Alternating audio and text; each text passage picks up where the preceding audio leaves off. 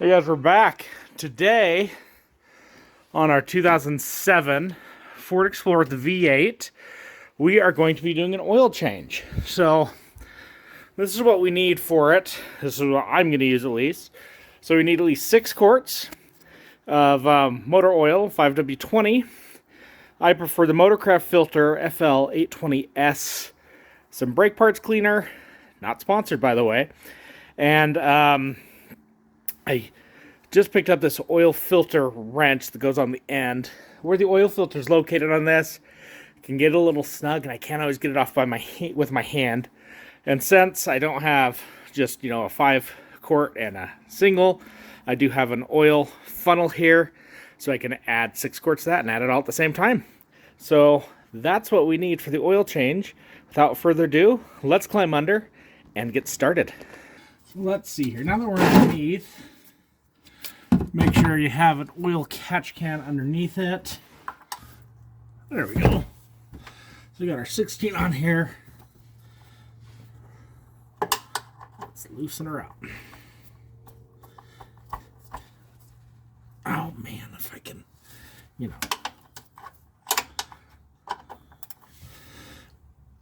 There it goes. So they actually put a splash shield here, which is surprising.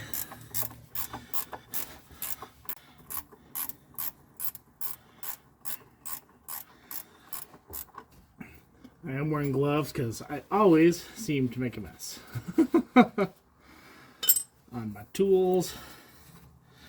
There we go.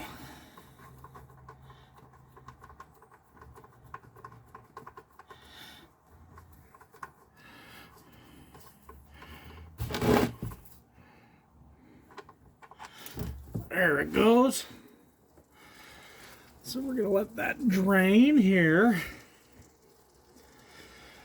So here's the hot debate. You guys tell me, what do you like to do in the comments?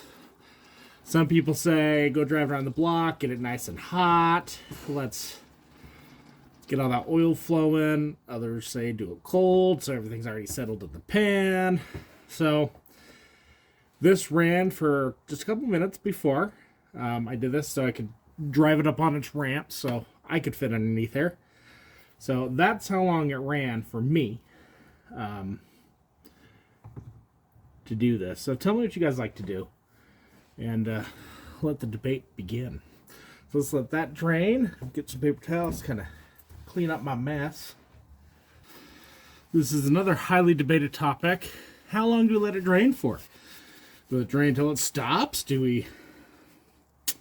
Whatever. So as far as I'm going to let it go. Nice thing is the drain plug has an O-ring on there, so we don't need any other type of seal. Back up in there.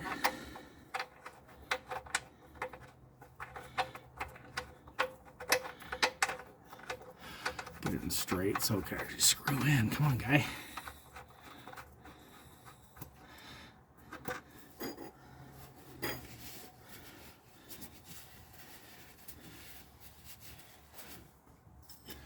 That.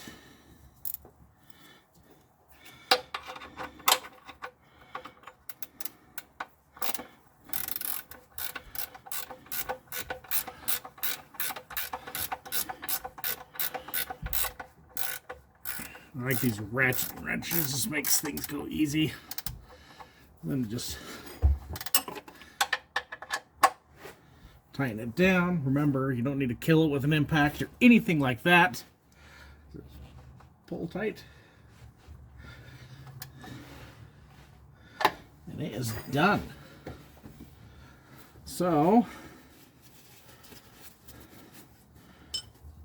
before we move our drip pan here and go get the oil filter out, you take our brake clean, see the nozzle, just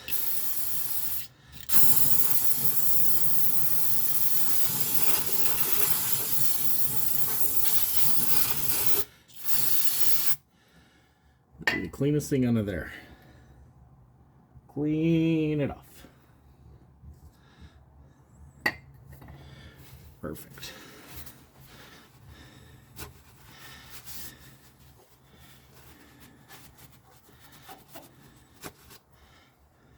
All right, now we're going to move forward to our oil filter.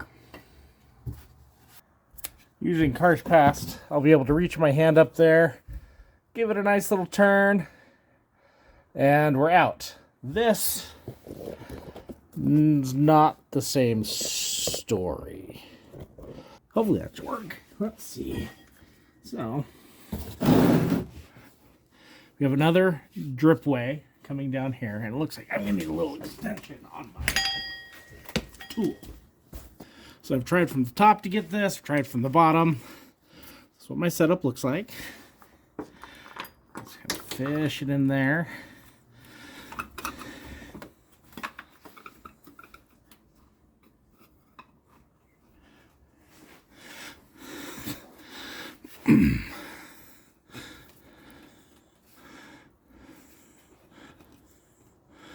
So that's on. Let's trial and error now, folks. A little bit longer extension. Let's see what that does.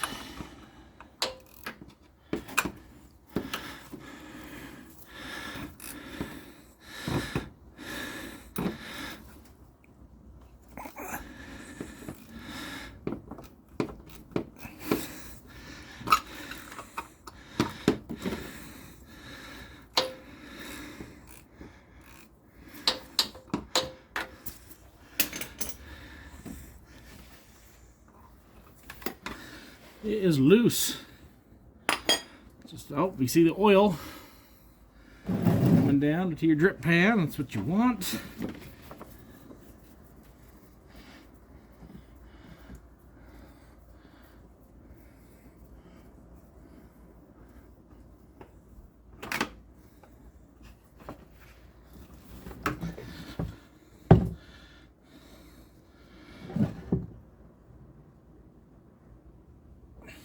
Let's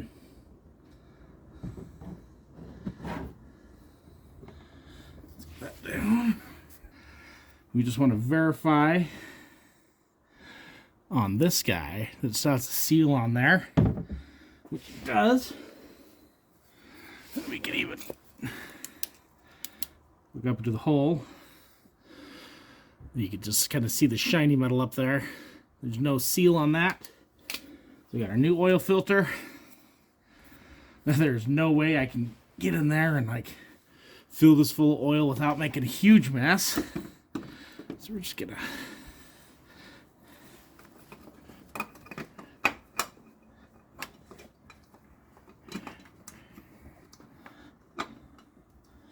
get on up in there.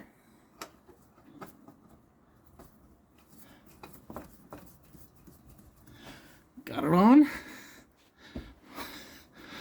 Get ourselves in a good position here.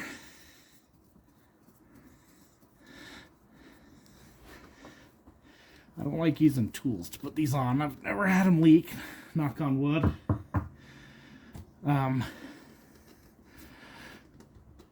But I just grip it with my hand, turn with all my might to get it on.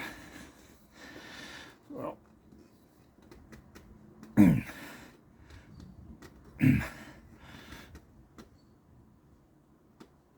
there we go. It is on. Should be good.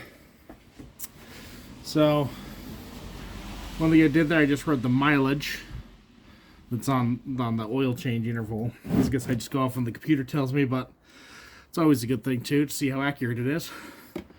Get your brake clean back. You want to clean up. So you see I'm just spraying just below.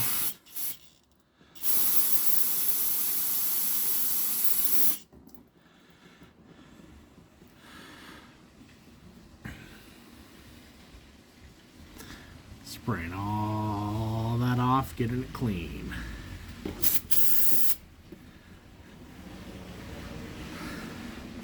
Geez, busy car day today, I guess. People driving up and down the street. So the thing is, I just don't want any faults like oil readings, if you will, to where it looks like that I have an oil leak. We don't want that.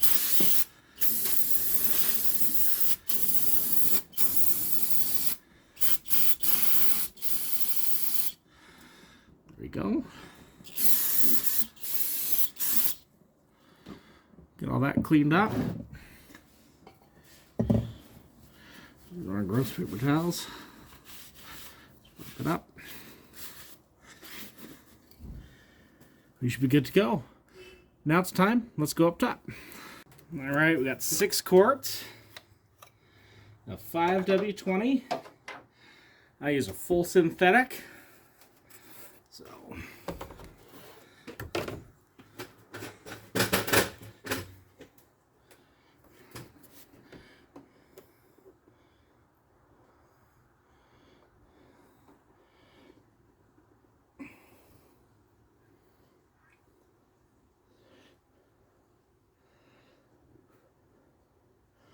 this funnel makes it really nice. Just to be able to add everything into one and pour it. I'll link everything below to my Amazon affiliates page, just to make it easy for you guys.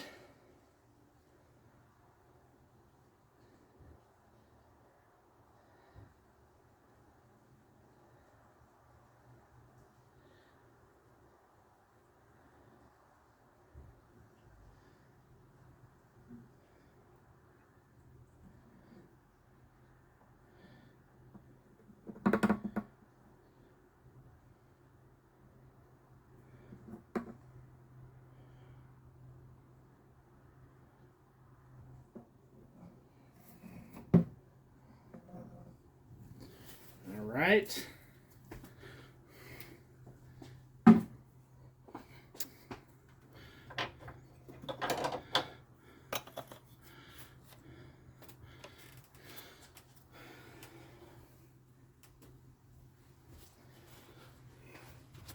Got our 6 quarts in there.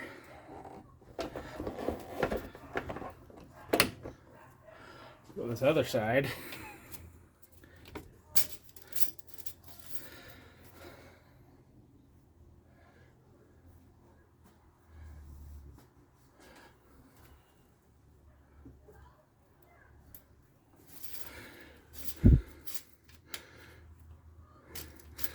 Now I'm going to check this again after I start it up and get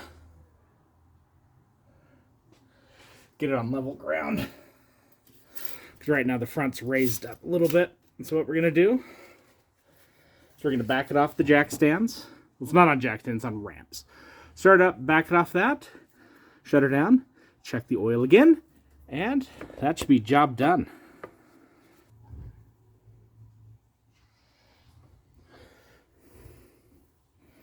Where are we? There we go. It's all shiny, nice, clean, new oil. Right in the hash mark. Oh, come on, focus. Right in the hash marks, right where we need it to be. And that, my friend, is job done. Take your old oil to your local recycler and you're on your way.